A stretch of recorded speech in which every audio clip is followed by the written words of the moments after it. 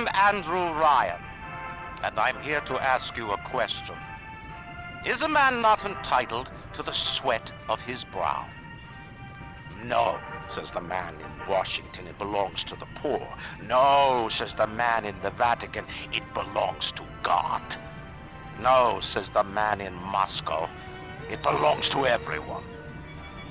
I rejected those answers. Instead, I chose something different. I chose the impossible. I chose Rapture. But what makes Rapture great? For Andrew Ryan, it means the whole world. He set out to do what no other had. He made his own heaven, a place where the artist would not fear the censor and where the scientist would not be bound by petty morality. For us, it's the story Rapture tells, and how this place was once a heaven turned hell.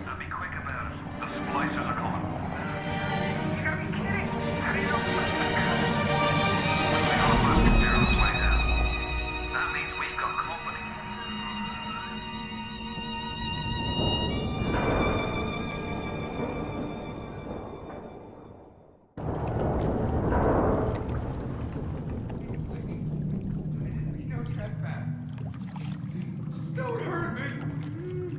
Just let me go! My God!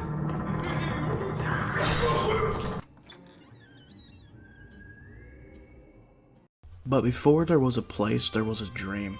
Andrew Ryan, previously known as Andrea Ryanovsky, born in a town called Minsk that was a part of the Russian Empire, and in 1917, Ryan witnessed the Russian Revolution take place, where his family's business was destroyed and his aunt and uncle executed for being opposed to the Communist Party. Later in 1919, Ryan fled to America with a newfound core belief that anything good of this world was made by great individuals, and when the parasites take control, it is ruined. On the surface, the farmer tills the soil, trading the strength of his arm for a home and lands of his own. But the parasites say no. What was yours is ours. We are a state. We are gone. We demand our share. On the surface, the scientist invests the power of his mind in a single miraculous idea and naturally begins to rise above his fellows. But the parasites say no. Discovery must be regulated. It must be controlled. And finally, surrender. An artist strives to frame his ideals in an image, to challenge his audience and make his vision immortal. But the parasites say, no, your art must serve the cause. Your ideals endanger the people. Soon, Ryan worked his way up the ladder in America, making wealth and a name for himself by striking oil and investing wisely. Ryan then bought a large forest that he vacationed at, and many people grew envious of his place, saying it belongs to God. And when the government tried to nationalize the forest as parkland, Ryan snapped, burning the area down so no parasites got what was his. The final straw was when the atomic bomb dropped on Hiroshima. Ryan knew that weapon gave the parasites the ability to destroy what they couldn't take. Andrew Ryan then put all his wealth into Rapture, and he chose the perfect spot for it in the depths of the Atlantic Ocean. Andrew Ryan wakes one night while cruising the Atlantic in his steamliner, the Olympian. His sleep interrupted with a singular purpose. Here, he shouts to his crewmen as he wipes sleep from his eyes. Full stop. We begin building here. Refitted for heavy construction, the Olympian returns with a new cargo. A state-of-the-art submersible platform, nicknamed the Sinker, ferries supplies and workers to the sea floor, fathoms below. After initial supplies have been brought to the sea floor, the platform is permanently moored in the sediment. Massive iron girders are sunk hundreds of feet into the rock and silt. Below the platform, engineers work to overcome obstacles, such as diamond-hard rock, obstinate sea life, and unexpected After the platform is secured, work progresses at an astounding rate. Designed to be the foundation of Rapture, workers toil around the clock to create the metropolis you see today. 1946, Rapture opens its doors with the latest technology and an active growing economy that Ryan had envisioned. Rapture was Ryan's heaven, but there were underlying cracks in Rapture. Ryan made Rapture a haven for greed and elitism. This drove a wedge between upper and lower class, resulting in lower class people starving, overcrowded in slums, and resentful to Ryan and his elites. Then in 1948, a man by the name Frank Fontaine came to Rapture.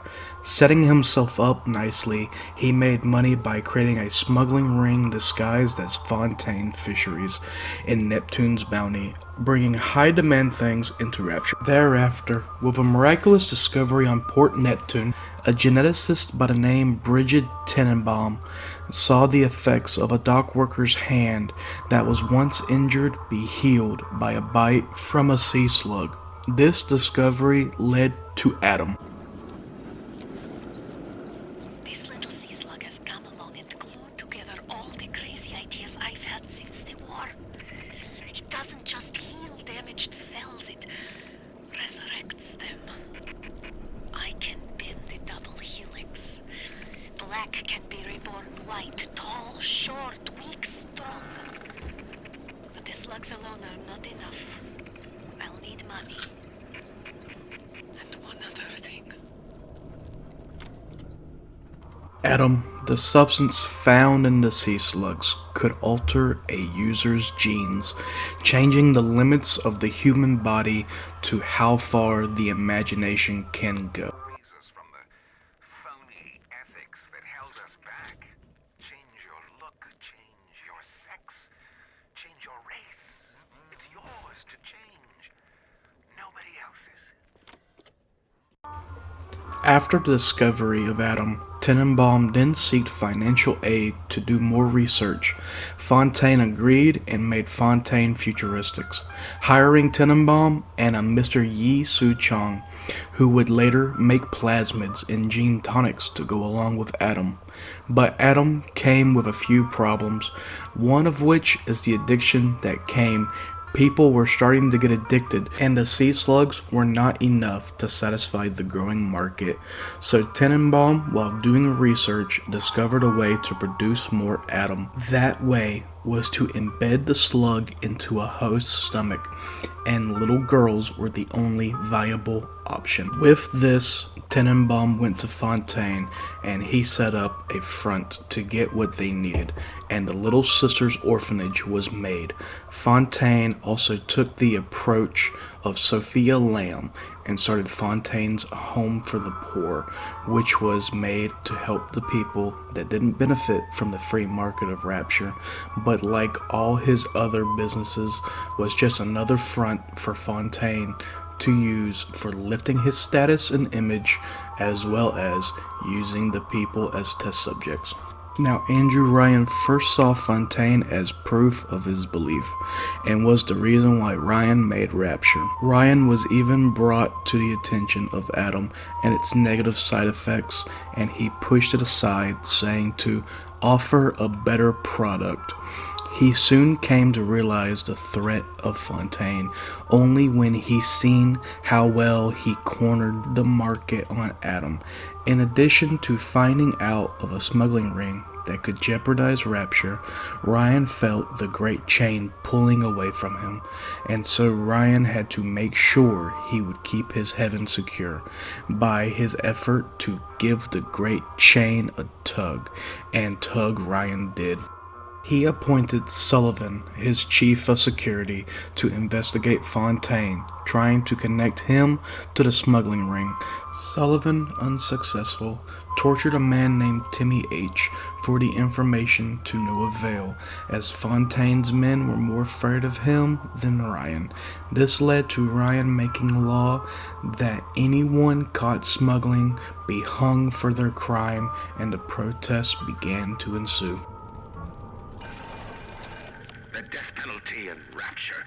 Council's in an uproar. Riots in the streets, they say. But this is the time for leadership. Action must be taken against the smugglers. Any contact with the surface exposes Rapture to the very parasites we fled from. A few stretched necks or a small price to pay for our deals.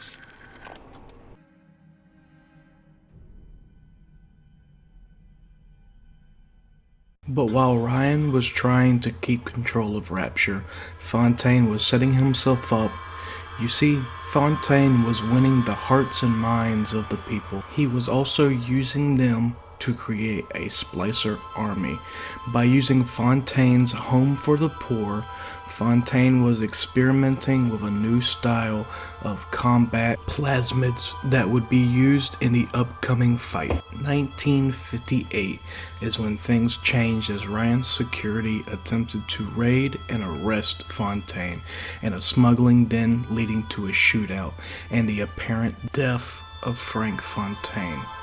Ryan soon took control of all Fontaine's corporate assets, but from Fontaine's death rose civil unrest as Adam was deteriorating the minds even further of its users, and a new player entered by the name of Atlas.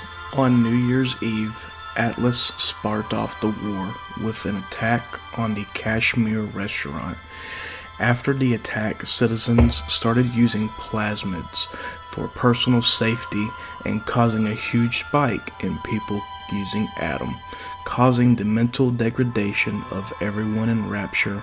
With the war still raging on, Ryan rounded up Atlas's followers and sent them to Apollo Square and set up martial law. But Atlas was still determined to keep fighting as he started using guerrilla warfare against Ryan, and it proved to be effective. Ryan had to take another approach as he enlisted the help of Yi Su-chang, who devised a plan to end the war by altering the plasmids using mental suggestion with the use of pheromones. This plan went against everything Ryan stood for, to take the free will of the people, but Ryan had agreed as he justified this betrayal, stating that Atlas would make slaves of everyone anyway. With the new batch of plasmids out, the war turned to Ryan's favor, leaving Atlas desperate and with little to no people. He turned to his final option. Atlas was going to use his ace in the hole. They told me, son, you're special. You were born to do great things. You know what? They were right.